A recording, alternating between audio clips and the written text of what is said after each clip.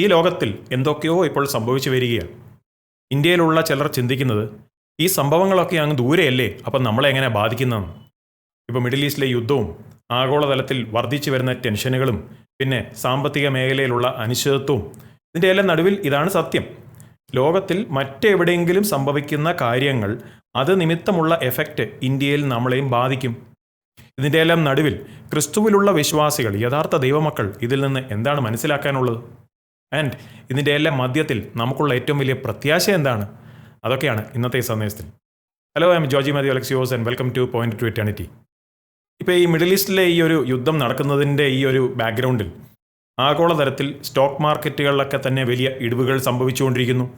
ഓയിലിൻ്റെ വിലകൾ വർദ്ധിച്ചുകൊണ്ടിരിക്കുന്നു. ആഗോളതലത്തിൽ അനിശ്ചിതത്വവും വർദ്ധിക്കുന്നു.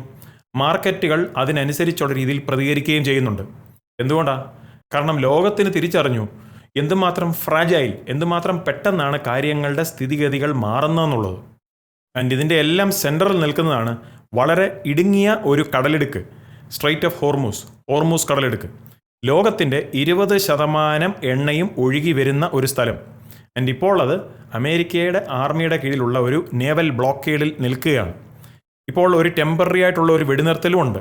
പക്ഷേ അതല്ല അവസാനം, ഇത് വെറും ഒരു പോസ് മാത്രമാണ്. പക്ഷേ അവ നിമിത്തമുള്ള പ്രത്യാഘാതങ്ങൾ ഓൾറെഡി ആരംഭിച്ചു കഴിഞ്ഞു. എന്തുകൊണ്ടാണ് ഇന്ത്യക്ക് ഇതിൽ നിന്ന് രക്ഷപ്പെടുവാൻ സാധിക്കാതിരിക്കുന്നത്? ഇന്ത്യക്ക് വേണ്ടിയ ക്രൂഡ് ഓയിലിൻ്റെ 80% ഇമ്പോർട്ട് ചെയ്യുകയാണ്. അതിൽ നല്ലൊരു പങ്ക് വരുന്നത് മിഡിൽ ഈസ്റ്റിൽ നിന്നുമാണ്. അപ്പോൾ അവിടെ ഒരു ഡിസ്റപ്ഷൻ, എന്തെങ്കിലും ഒരു സ്റ്റോപ്പ് നേരിട്ടാൽ ഇന്ത്യ അത് ഉടനെ തന്നെ ഫീൽ ചെയ്യും. ഫ്യൂവലിൻ്റെയൊക്കെ ക്ഷാമം, പെട്രോളിൻ്റെയും ഡീസലിൻ്റെയും വില വർധനവ്, പിന്നെ കുക്കിംഗ് ഗ്യാസിൻ്റെ എല്ലാം വർധനവും ക്ഷാമവും, ട്രാൻസ്പോർട്ടേഷൻ ചെലവിൻ്റെ വർധനവ്, പിന്നെ ഭക്ഷണം ഉൽപ്പാദിപ്പിക്കുന്നതിൻ്റെയുള്ള ചെലവുകളുടെ വർധനവ്.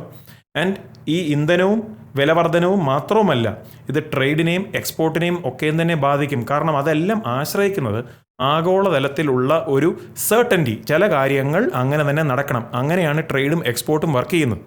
ഇത് തിയറി അല്ല, ഇതാണ് യാഥാർത്ഥ്യം. ഇപ്പോൾ തന്നെ ലോകത്തിലെ ടോപ്പായിട്ടുള്ള ഫൈനാൻഷ്യൽ ഇൻസ്റ്റിറ്റ്യൂഷൻസ് നമുക്ക് മുന്നറിയിപ്പ് നൽകി കഴിഞ്ഞു. ഇൻ്റർനാഷണൽ മോണിറ്ററി ഫണ്ടും വേൾഡ് ബാങ്കും പറഞ്ഞിരിക്കുന്നത് നമ്മളിപ്പോൾ മുന്നോട്ട് പോകുന്നത് 1970കളിൽ സംഭവിച്ചതുപോലെയുള്ള ഒരു സ്റ്റാഗ്ഫ്ലേഷൻ്റെ ആ രീതിയിലേക്കാണെന്ന്. അതായത് വർദ്ധിച്ചു വരുന്ന വിലകൾ, വളർച്ചയിലുള്ള മാന്ദ്യം, പിന്നെ സാമ്പത്തിക മേഖലയിലുള്ള സ്ട്രെസ്സുകൾ. ഇപ്പോൾ യുദ്ധം പെട്ടെന്ന് അവസാനിച്ചെങ്കിൽ തന്നെ അത് നിമിത്തമുള്ള ഡാമേജുകൾ, നഷ്ടങ്ങൾ, അതിൽ നിന്ന് ഇനി രക്ഷപ്പെടാൻ സാധിക്കില്ല.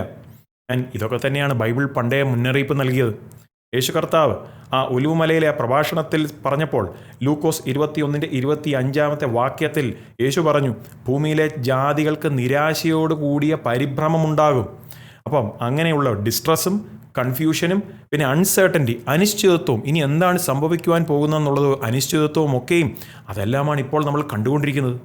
ഇനി ഇതിൻ്റെ എല്ലാം സെൻറ്ററിൽ നിൽക്കുന്നതാണ് എനർജി ഷോക്ക്, ഊർജത്തിൻ്റെ പ്രശ്നം. ഈ ഒരു യുദ്ധത്തിൻ്റെ ഈ ഒരു ബാക്ക്ഗ്രൗണ്ടിൽ തന്നെ എനർജിയുടെ പ്രൈസുകൾ 12% വർദ്ധിച്ചിരിക്കുകയാണ്. ഇന്ധനത്തിൻ്റെ ചെലവുകളും കൂടി, ഓയിലിൻ്റെ വിലയും ആഗോളതലത്തിൽ കൂടി വരികയാണ്. ആൻഡ് ഇന്ധനത്തിൻ്റെ ചെലവുകൾ ഇന്ത്യയിൽ വർദ്ധിക്കുമ്പോൾ ട്രാൻസ്പോർട്ടേഷൻ്റെ ചെലവ് വർദ്ധിക്കും. അപ്പോൾ സാധനങ്ങളുടെ വിലയിലും അതിൻ്റെ വർധനവുണ്ടാവും, ഭക്ഷണത്തിൻ്റെ വിലയിലും വർധനവുണ്ടാവും, എല്ലാത്തിൻ്റെയും ചെലവ് വർദ്ധിച്ചു വരും. ബൈബിൾ ഇപ്രകാരമുള്ള ഒരു സമയത്തെക്കുറിച്ച് പണ്ടേ പറഞ്ഞിരുന്നു. വെളിപ്പാട് പുസ്തകം 6:6 അവിടെ പറയുന്നത്, ഒരു ദിനാറിയസിന് ഒരു അളവ് ഗോതമ്പ്, അതായത് ഒരു ദിവസത്തെ കൂലിയാണ് കഷ്ടി ഭക്ഷണത്തിന് വേണ്ടിയുള്ള ആ ദിവസത്തേക്കുള്ള വില. ബൈ ദ വേ, ബൈബിൾ പറയുന്ന ആ വാക്യം 7 വർഷത്തെ മഹോദരവ കാലത്തിൻ്റെ സമയത്തിലെ ആ ഒരു സാഹചര്യത്തെ പറ്റിയാണ് പറയുന്നത്. പക്ഷെ നമ്മളിപ്പോൾ കണ്ടുകൊണ്ടിരിക്കുന്നത് ആ ഒരു ദിശയിലേക്ക് ഫാസ്റ്റായി നീങ്ങി വരുന്ന ഒരു സാഹചര്യമാണ്. ഇവിടെയാണ് പലരും തിരിച്ചറിയാത്ത മറ്റൊരു പ്രധാനപ്പെട്ട കാര്യം ഇരിക്കുന്നത്. ഏറ്റവും മോശമായിട്ടുള്ള പ്രത്യാഘാതങ്ങൾ അത് ഇതുവരെയും അടിച്ചിട്ടില്ല. അതിനെപ്പോഴും ഒരു ഡിലേ, ഒരു താമസമുണ്ടാവും. വിദഗ്ധർ തന്നെ പറയുന്നത് ഈ ഇന്ധനത്തിൻ്റെയൊക്കെ ചെലവുകളും മിഡിൽ ഈസ്റ്റിലൊക്കെ ഉണ്ടായിട്ടുള്ള ആ നാശനഷ്ടങ്ങളുടെ എല്ലാത്തിൻ്റെയും പ്രത്യാഘാതം ശരിക്കും നമ്മുടെ ആ ഒരു മേഖലയിലേക്ക് വരണമെങ്കിൽ ഒരു 6 മാസമെങ്കിലും സമയമെടുക്കും. അപ്പോൾ നമ്മളിപ്പോൾ കണ്ടുകൊണ്ടിരിക്കുന്നത് അതിൻ്റെ എല്ലാം ആരംഭമാണ്. ഇപ്പോൾ തന്നെ ആവറേജ് ആയിട്ടുള്ള ഒരു വീട്ടിലെ ഒരു സാഹചര്യം ഒന്ന് എടുത്തു നോക്കി. ചെലവുകൾ ഓൾറെഡി വർദ്ധിച്ചുകൊണ്ടിരിക്കുക. അപ്പോൾ അതിൻ്റെ കൂടെ വീണ്ടും വർദ്ധിക്കുന്ന ഇന്ധനത്തിൻ്റെ ചെലവ്, വർദ്ധിച്ചു വരുന്ന ഭക്ഷണത്തിൻ്റെ ചെലവുകൾ. പക്ഷേ വരുമാനം അതേ സ്പീഡിൽ വർദ്ധിക്കുന്നില്ല. അപ്പോൾ ആളുകൾ കട്ട് ബാക്ക് ചെയ്യാൻ തുടങ്ങും, ആളുകൾ അവരുടെ ചെലവുകൾ കുറയ്ക്കാൻ തുടങ്ങും. ആൻഡ് ഇങ്ങനെയാണ് ആഗോളതലത്തിലുള്ള ഒരു പ്രതിസന്ധി ഓരോ ഭവനത്തിലേക്കും ചെന്നെത്തുന്നത്. ആൻഡ് അവിടെ കൊണ്ടും തീർന്നില്ല, ഈ വിലകളുടെ വർധനവും കൊണ്ടും തീർന്നില്ല. മറ്റൊരു ലെയറും കൊണ്ടുണ്ട്, ജോബ്സ്, ജോലികളുടെ മേഖല. ലോകമെമ്പാടും ഇപ്പോൾ 1.1 മില്യൺ ജോലികളാണ് ഇപ്പോൾ നഷ്ടമായിരിക്കുന്നത്. ആയിരക്കണക്കിന് കമ്പനികൾ അവരുടെ വർക്ക് ഫോഴ്സിനെ കുറച്ചുകൊണ്ടിരിക്കുകയാണ്. ഹയറിംഗ് തന്നെ ഇപ്പോൾ വളരെയധികം കുറച്ചു. അപ്പോൾ നമ്മുടെ സാഹചര്യം, ഇന്ത്യയിലെ സാഹചര്യം കൂടെ നോക്കുകയാണെങ്കിൽ ആഗോളതലത്തിലുള്ള ഡിമാൻഡ് ഒരു സ്ലോ ഡൗൺ ആകുമ്പോൾ വിലകൾ വർദ്ധിക്കും. ഇന്ത്യയിലുള്ള ബിസിനസ്സുകൾക്കും ആ പ്രഷർ ഫീൽ ചെയ്ത് തുടങ്ങിക്കഴിഞ്ഞു. ആൻഡ് ഈ പ്രഷർ ഇപ്പോൾ ഇന്ത്യയുടെ എക്സ്പോർട്ട് സെക്ടറിലും കണ്ടു തുടങ്ങിക്കഴിഞ്ഞു.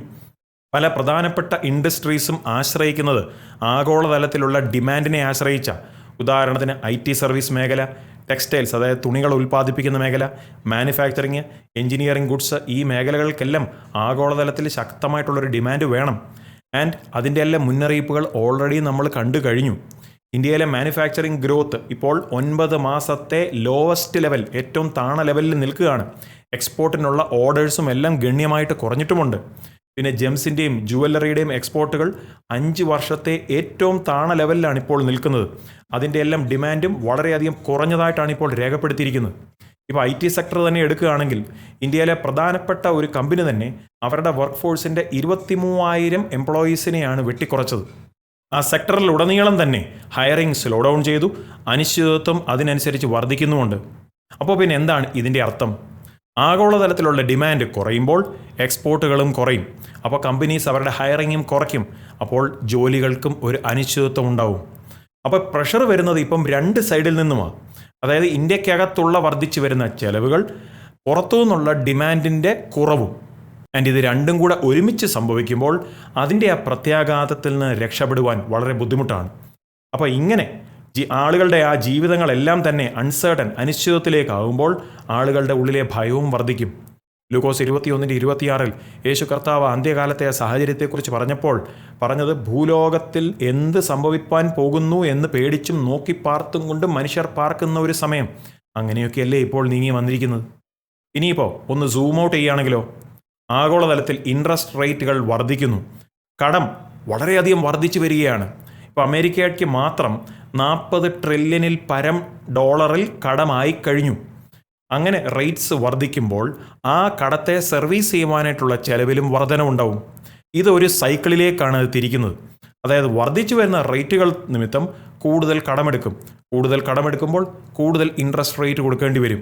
അങ്ങനെ ഒരു പ്രഷറിലായിരിക്കുന്ന ഒരു സിസ്റ്റം. അപ്പോൾ ഇത് അമേരിക്കയിലാവുമ്പോൾ നമ്മൾ ഇന്ത്യയിലുള്ള അനേകർ ചിന്തിക്കും, ഇത് അമേരിക്കയിലല്ലേ, ഇന്ത്യയിലുള്ള നമ്മളെ എങ്ങനെയാണ് ബാധിക്കുന്നതെന്ന്. നമ്മൾ ഇപ്രകാരമുള്ളൊരു സാഹചര്യം ഇതിനു മുമ്പും കണ്ടിട്ടുണ്ട്. 2008 ആ സാമ്പത്തിക പ്രതിസന്ധി നമ്മൾ കണ്ടതാണ്. അമേരിക്കയിലെ ഒരു പ്രശ്നം ലോകത്തിലെ എല്ലാ സ്ഥലങ്ങളിലേക്കും സ്പ്രെഡ് ചെയ്തു. ഇന്ത്യയും അത് അനുഭവിച്ചു. പിന്നീട് ആ മഹാമാരിയുടെ സമയത്തും ലോകത്തിൻ്റെ ഒരു സ്ഥലത്തുണ്ടായ പ്രതിസന്ധി അത് ആഗോളതലത്തിൽ സ്പ്രെഡ് ചെയ്തു. ഇന്ത്യയും അതിൻ്റെയുള്ള പ്രത്യാഘാതം അനുഭവിച്ചു. ജോലികൾ നഷ്ടമാകുക, സാമ്പത്തിക മേഖലയിലുള്ള ക്ഷീണം, പിന്നെ ഫൈനാൻഷ്യലായിട്ടുള്ള സ്ട്രെസ്സ്. അങ്ങനെയാണ് സിസ്റ്റം വർക്ക് ചെയ്തുകൊണ്ടിരിക്കുന്നത്. അപ്പോൾ ഇന്ന് അമേരിക്കയിലെ പ്രഷർ ഓൾറെഡി ഫീൽ ചെയ്ത് തുടങ്ങിക്കഴിഞ്ഞെങ്കിൽ അത് മറ്റുള്ള എല്ലാ സ്ഥലങ്ങളിലേക്കും സ്പ്രെഡ് ചെയ്യും. ഇന്ത്യ അത് ഫീൽ ചെയ്യുന്നത് രൂപയുടെ ആ വോളറ്റിലിറ്റി, ആ മൂല്യത്തിൻ്റെതായിട്ടുള്ള മാറ്റങ്ങൾ, പിന്നെ വർദ്ധിച്ചു വരുന്ന ഇമ്പോർട്ട് ചെലവുകൾ, പിന്നെ വർദ്ധിച്ചു വരുന്ന പണപ്പെരുപ്പം, പിന്നെ മാർക്കറ്റ്സിലുള്ള അനിശ്ചിതത്വവും. ഇത് ഒരിടത്ത് സംഭവിക്കുന്നത് ലോകത്തിലെല്ലായിടത്തിലേക്കും സ്പ്രെഡ് ചെയ്യും. ഈ ചരിത്രം തന്നെ ഒരു കാര്യം നമ്മളെ വ്യക്തമായിട്ട് കാണിക്കുന്നുണ്ട്. എന്തെല്ലാം പ്രതിസന്ധിയാണോ ഓരോ സമയത്തും ആളുകൾ നേരിട്ടത്, അതെല്ലാം ഒരു ചേഞ്ചിലേക്ക്, ഒരു മാറ്റത്തിലേക്ക് നയിച്ചു. അത് മിക്കപ്പോഴും സെൻട്രലൈസ്ഡ് ആയിട്ടുള്ള കൺട്രോൾ, ലോകത്തിൽ ചില സംഘടനകൾ പലരെയും നിയന്ത്രിക്കുന്ന ഒരു സിസ്റ്റത്തിലേക്ക് അത് വഴിത്തിരിവുണ്ടാക്കും. ഇപ്പം വേൾഡ് എക്കണോമിക് ഫോറത്തിൻ്റെ തന്നെ മുൻ ചെയർമാൻ ക്ലോസ് ഷ്വാബ് പറഞ്ഞത്, ഓരോ പ്രതിസന്ധിയും നമുക്കുണ്ടാക്കിത്തരുന്നത് അവസരമാണ് ലോകത്തെ റീസെറ്റ് ചെയ്യുവാൻ, ലോകത്തിൻ്റെ സിസ്റ്റത്തിനെ റീകൺട്രോൾ ചെയ്യുവാനായിട്ട്. അപ്പോൾ പ്രതിസന്ധി ഒരു സാഹചര്യത്തെയാണ് സൃഷ്ടിക്കുന്നത്, സിസ്റ്റത്തിനെ എല്ലാം റീഷേപ്പ് ചെയ്യുവാൻ. ബൈബിൾ ഇതെല്ലാം തൊട്ടുകൊണ്ട് മുന്നറിയിപ്പ് പണ്ടേ തന്നിട്ടുണ്ട്. മത്തായി 24:33 യേശു കർത്താവ് ആ ഒലിവുമലയിലുള്ള പ്രഭാഷണത്തിൽ ലോകത്തിൻ്റെ അവസാനത്തെക്കുറിച്ചുള്ള ആ സയൻസ്, അടയാളങ്ങളെല്ലാം എക്സ്പ്ലെയിൻ ചെയ്ത് കഴിഞ്ഞപ്പോൾ യേശു തന്നെ പറഞ്ഞത്, നിങ്ങൾ ഇതൊക്കെയും കാണുമ്പോൾ അവൻ അടുക്ക വാതിൽക്കൽ തന്നെ ആയിരിക്കുന്നു എന്ന് അറിഞ്ഞുകൊള്ളുവിൻ. യേശു കർത്താവിൻ്റെ മടങ്ങിവരവ് ഏറ്റവും അടുത്താണ് എന്ന് നിങ്ങൾ തിരിച്ചറിയണമെന്ന്. പിന്നീട് 1 തെസ്സലോനിക്കർ 5:3 പറയുന്നത്, അവർ സമാധാനമെന്നും നിർഭയമെന്നും പറയുമ്പോൾ ഗർഭിണിക്ക് പ്രസവവേദന വരും പോലെ അവർക്ക് പെട്ടെന്ന് നാശം വന്ന് ഭവിക്കും. എന്തോ ആഴമായിട്ടുള്ളത് ഇപ്പോൾ ലോകത്തിൽ സംഭവിച്ചുകൊണ്ടിരിക്കുക. ഈ സംഭവങ്ങളെല്ലാം, അതായത് ഇപ്പോൾ യുദ്ധമാണെങ്കിലും സാമ്പത്തിക അനിശ്ചിതത്വമാണെങ്കിലും പണപ്പെരുപ്പ് ആണെങ്കിലും ആഗോളതലത്തിലുള്ള ഫൈനാൻഷ്യൽ പ്രഷർ ആണെങ്കിലും ഇതെല്ലാം കൺവേർജ് ചെയ്യുക, ഒരു സ്ഥലത്തിലേക്ക് നീങ്ങുക. ഈ ലോകത്തെ ഒരു ഏകലോക ഗവൺമെൻറ് സിസ്റ്റവും ഒരു ഏകലോക സാമ്പത്തിക സിസ്റ്റത്തിലേക്കും നീക്കാൻ പോകുന്ന ഒരു സാഹചര്യത്തിലേക്കാണ് ഇപ്പോൾ കാര്യങ്ങൾ നീങ്ങുന്നത്. അപ്പോൾ ഫൈനാൻഷ്യലായിട്ടുള്ള സാമ്പത്തിക മേഖലയിലുള്ള എല്ലാ കാര്യങ്ങളും സെൻട്രലൈസ് ചെയ്യും, ആളുകളെ മുഴുവനുമായിട്ടും നിയന്ത്രിക്കും, എല്ലാ എക്കോണമികളും തമ്മിൽ ഇൻ്റർ കണക്റ്റഡുമായിരിക്കുന്ന ഒരു സമയം അതിലേക്കാണ് നീങ്ങുന്നത്. ബൈബിൾ ഇതിനെപ്പറ്റി പറഞ്ഞിരുന്നു. വെളിപ്പാട് പുസ്തകം 13:17 മൃഗത്തിൻ്റെ പേരോ പേരിൻ്റെ സംഖ്യയോ ആയ മുദ്രയുള്ളവനല്ലാതെ വാങ്ങുകയോ വിൽക്കുകയോ ചെയ്യുവാൻ വയ്യാതെയും ആക്കുന്നു. ബൈ ദ വേ, ഈ പറഞ്ഞിരിക്കുന്നത് എതിർ ക്രിസ്തുവിൻ്റെ ഭരണത്തിൻ്റെ കീഴിലുള്ള ഒരു സിസ്റ്റമാണ്. എന്നാൽ തന്നെ ആ ഒരു ദിശയിലേക്ക് കാര്യങ്ങൾ വേഗം നീങ്ങുന്ന വിധത്തിലാണ് നമ്മളിപ്പോൾ ലോകത്തിൽ കണ്ടുകൊണ്ടിരിക്കുന്നത്. ചരിത്രത്തിൽ ആദ്യമായിട്ട് നമുക്കിപ്പോൾ ടെക്നോളജിയുണ്ട്, ആഗോളതലത്തിലുള്ള കണ്ടീഷൻസും അനുകൂലമായി വരികയാണ് അപ്രകാരമുള്ളൊരു സിസ്റ്റം റെഡിയാക്കി റോൾ ഔട്ട് ആക്കുവാൻ. അപ്പം നമ്മളിപ്പോൾ കണ്ടുകൊണ്ടിരിക്കുന്നത് ഒരു പ്രതിസന്ധിയല്ല, ഇതൊരു സെറ്റപ്പാണ്, ഒരു പ്രിപ്പറേഷൻ, ഒരു ഒരുക്കം, ഒരു ഏകലോക സാമ്പത്തിക സിസ്റ്റത്തിലേക്ക് ലോകത്തെ തള്ളിക്കയറ്റുകയാണ്. ആൻഡ് ഇന്ത്യ ഇതിൽ നിന്നും വിട്ടുമാറി നിൽക്കാൻ പറ്റില്ല, നമ്മളും ഇതിൻ്റെ ഭാഗമാണ്. അപ്പോൾ നമ്മൾ ജീവിക്കുന്ന ഈ കാലഘട്ടം വളരെ എക്സ്ട്രാ ഓർഡിനറി ആയിട്ടുള്ളൊരു സമയമാണ്. മിഡിൽ ഈസ്റ്റിലെ സാഹചര്യം വളരെ ടെൻസായി നിൽക്കുക. എക്കോണമീസ്, ലോകമെമ്പാടുമുള്ള സാമ്പത്തിക മേഖലയെല്ലാം ദുർബലമായി ഫ്രജൈലായിക്കൊണ്ടിരിക്കുക. ലോകത്തിലുള്ള അനേകരെ സംബന്ധിച്ചിടത്തോളം ഇതെല്ലാം വെറും കുറച്ച് ഹെഡ്ലൈൻസ്. പക്ഷേ ദൈവവചനം സൂക്ഷ്മമായി പഠിക്കുന്നവർക്ക് മനസ്സിലാവും, ഇതെല്ലാം റിമൈൻഡേഴ്സാണ്. ചരിത്രം അതിൻ്റെ പൂർത്തീകരണത്തിലേക്ക് ഫാസ്റ്റായിട്ട് നീങ്ങുക. ബൈബിൾ എങ്ങനെയാണോ അന്ത്യകാലത്തെ ആ സാഹചര്യം, ആ സിനാറിയോ എങ്ങനെയായിരിക്കണമെന്ന് വിവരിച്ചിരിക്കുന്നത്, അതിലേക്ക് ഫാസ്റ്റായി തന്നെ നീങ്ങി വന്നുകൊണ്ടിരിക്കുക. ആൻഡ് ഇതിൻ്റെ എല്ലാം മധ്യത്തിൽ ഒരു യഥാർത്ഥ ദൈവപൈതലിന്, യേശുവിൽ പ്രത്യാശ വെച്ചവർക്ക്, യേശുവിനെ രക്ഷിതാവും കർത്താവുമായി സ്വീകരിച്ച ഒരു ദൈവപൈതലിന് ഒരു വലിയ പ്രത്യാശയുണ്ട്. അതും കൂടെ പറയാതെ എനിക്ക് ഈ സന്ദേശം അവസാനിപ്പിക്കാൻ പറ്റില്ല. ഒരു യഥാർത്ഥ ദൈവപൈതലിനെ സംബന്ധിച്ചിടത്തോളം വരെ പ്രത്യാശ, നാം അത്രയും കൂടെ അടുത്ത് വരികയാണ് യേശുവിൻ്റെ ഉൽപ്രാവണത്തിൻ്റെ ആ പ്രത്യക്ഷപ്പെടലിലേക്ക്. അതായത് യേശു തൻ്റെ സത്യസഭയെ ചേർക്കുവാൻ, യേശുവിനെ രക്ഷിതാവും കർത്താവുമായി സ്വീകരിച്ച, യേശുവിൻ്റെ പ്രമാണങ്ങൾക്ക് കീഴ്പ്പെട്ടിരിക്കുന്ന ഏതൊരു ദൈവപൈതലിനെയും ചേർക്കുവാൻ അവിടുന്ന് മധ്യാകാശത്തിൽ പ്രത്യക്ഷപ്പെടും. അതിനുശേഷം മാത്രമേ ആ 7 വർഷത്തെ മഹോദരവകാലം സ്റ്റാർട്ട് ചെയ്യുള്ളൂ. ആ സമയത്തായിരിക്കും എതിർ ക്രിസ്തുവിൻ്റെ ഭരണമൊക്കെ. പക്ഷെ അതിനൊക്കെ മുമ്പ് തന്നെ യേശു കർത്താവ് മധ്യാകാശത്തിൽ വന്ന് ഉൽപ്രാവണത്തിൽ, ഇംഗ്ലീഷിൽ പറഞ്ഞാൽ റാപ്ചർ, ഉൽപ്രാവണത്തിൽ സത്യസഭയെ, യേശുവിൽ വിശ്വസിക്കുന്ന യഥാർത്ഥ ദൈവമക്കളെ തന്നിലേക്ക് ചേർക്കും. അതാണ് ഏറ്റവും വലിയ പ്രത്യാശ. ബൈ ദ വേ, ഉൽപ്രാവണത്തെപ്പറ്റി, റാപ്ചറിനെ പറ്റി കൂടുതൽ മനസ്സിലാക്കണമെങ്കിൽ അതിനെ എക്സ്പ്ലെയിൻ ചെയ്യുന്ന മറ്റ് സന്ദേശങ്ങളുടെ വീഡിയോ ലിങ്കുകൾ താഴെ ഡിസ്ക്രിപ്ഷനിൽ കൊടുത്തേക്കാം. അപ്പോൾ ഉള്ള സമയം ദൈവരാജ്യത്തിൻ്റെ വ്യാപ്തിക്ക് വേണ്ടി പ്രയോജനപ്പെടുത്തണം എന്ന് കർത്താവിൽ ഞാൻ നിങ്ങളെ ഓർപ്പിക്കുക. കാരണം ഇനി അധികം സമയമില്ല. അതുകൊണ്ട് ഈ ഒരു സന്ദേശം നിങ്ങളെ ഇപ്പോഴത്തെ കാര്യങ്ങൾ ഒരു ബിബ്ലിക്കൽ കാഴ്ചപ്പാടിൽ നിന്ന് മനസ്സിലാക്കുവാൻ സഹായിച്ചെങ്കിൽ മറ്റുള്ളവർക്കും കൂടെ ഷെയർ ചെയ്യുക. ഇത് അനേകർക്ക് ഒരു എൻകറേജ്മെൻ്റ് ആയിട്ട്, ഒരു അനുഗ്രഹമായിട്ട്. ബൈ ദ വേ, നമ്മുടെ ടെലഗ്രാം ചാനൽ ഫോളോ ചെയ്യണം. ആ ടെലഗ്രാം ചാനലിലാണ് ഞാൻ പല പല കാര്യങ്ങൾ, പ്രത്യേകിച്ച് ലോക സംഭവങ്ങളും ഒക്കെ തന്നെ ഞാൻ അപ്ഡേറ്റ്സ് ആയിട്ടുള്ള രീതിയിൽ കൊടുത്തുകൊണ്ടിരിക്കുന്നത്. അതിനകത്ത് ഇതുപോലെ വീഡിയോ അപ്ഡേറ്റ്സ് അല്ല, ടെക്സ്റ്റും പിക്ചേഴ്സും വീഡിയോ ക്ലിപ്സും എല്ലാമാണ് ഞാൻ പങ്കുവയ്ക്കുന്നത്. ആ ടെലഗ്രാം ചാനലിലെ ലിങ്ക് ഞാൻ താഴെ ഡിസ്ക്രിപ്ഷനിൽ കൊടുത്തേക്കാം. So thanks for watching and God bless. നിങ്ങൾക്ക് ഈ സന്ദേശം ഒരു അനുഗ്രഹമാകുന്നെങ്കിൽ ലൈക്ക് ചെയ്യാൻ മറക്കരുത്.